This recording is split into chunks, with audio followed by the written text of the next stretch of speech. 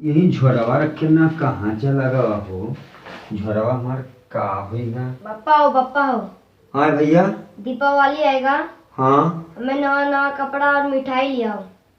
हाँ भैया दीपावली तो आएगा, तू का नवा नवा कपड़ा मिठाई चाहिए। हाँ।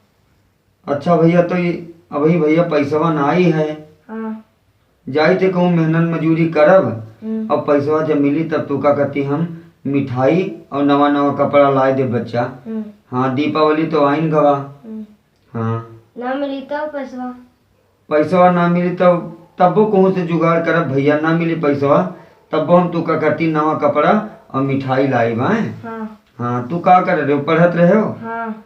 तो ठीक है बच्चा हमार, तू पढ़े पर ध्यान दियो। हाँ। और हम तू कहूँ ना कहूँ मेहनत मजूरी करके हम तू का कहती कपड़ा और मिठाई जरूर लेबे। ठीक है। हाँ जाओ बच्चा तू पढ़ो। ठीक है। हाँ जाओ हमार किस्मत का बताई रहा 10-20 रुपया। अभी कल यहाँ साग सब्जी ले आए गोंडा गए नहा ना हो तो लाओ दीवे बनाए रखे हैं तौने ले जाई गोंडा बजरिया में है बिया चलाई। हे उठाओ तो हो दीवा वाला झोरवा चला जाते गोंडा हो सकते बिकाइन जाए कुछ दिया हुआ।